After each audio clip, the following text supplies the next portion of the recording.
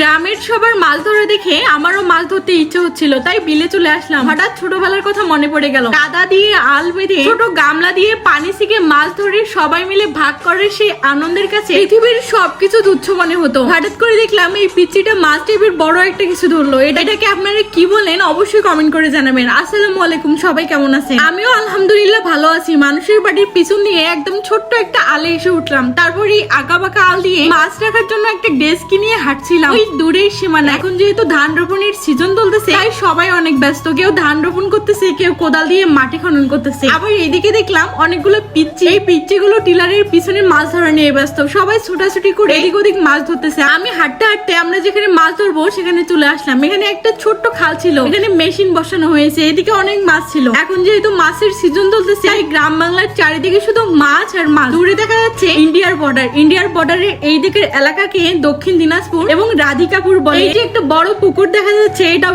ইন্ডিয়ার মানুষদের। এদিকে অপেক্ষা করছিলাম কখন পানি শেষ হবে আর কখন মাছ ধরবো। যেহেতু অনেক রোদ ছিল, তাই ছাতা নিয়ে দাঁড়িয়ে আছি। এখানে মেশিনের মুখে পাইপ দিয়ে পানিগুলো একটু দূরে ফেলানো হচ্ছিল। আর এই ছোট ছোট মাছগুলো যাতে পালাতে না পারে, তাই একটা জালিকা দিয়ে মাছ ধরা হচ্ছিল। অনেক মাছ দেখা যাচ্ছে, দেখা যাক কতটুকু পাওয়া যায়। এই পিচ্চিগুলো টাকি মাছ ধরে ধরে এর ভিতর রাখতেছিল। একটু পরে পানি অনেকটাই কমে গেল। যে পিচ্চি মাছ ধরতেছে ওর নাম হচ্ছে সিয়াম। ও একটা বড় টাকি মাছ ধরে ফেলে। আর আমি মাছ ধরতে অত এক্সপার্ট না, মানে পারি না সেরকম মাছ ধরতে, তাই আমি আর নামলাম না। শুধু শুধু কাদায় হাত পা নষ্ট হবে। এখানে ছোট ছোট মাছগুলোকে এনে রাখা হচ্ছিল, আর আমি একটা একটা করে মাছ বাছতেছিলাম। অনেকদিন পর এভাবে মাছ বাছতে ভালো লাগছিল। হঠাৎ করে সিয়াম মাছের মতো বড় কি জানি একটা ধরতেছিল। সিয়াম এটাকে একটা পলিথিনে ঢুকাইলো। ও নাকি এটা বিক্রি করবে। আপনারা এটাকে কি নামে ডাকেন একটু কমেন্ট করে জানাবেন। খুব বেশি না হলেও যাক ভালোই মাছ পাইছে। আমরা যেখানে মাছ ধরলাম এর বিপরীতে আরেকটা জমি ছিল। ওটার পানিগুলো এভাবে দেওয়া হচ্ছিল যাতে এখানকার মাছগুলোও ধরতে পারা যায়। হঠাৎ আকাশ অনেক মেঘলা হয়ে যায়, মনে হচ্ছে এখনই বৃষ্টি নামবে। বাট প্রকৃতি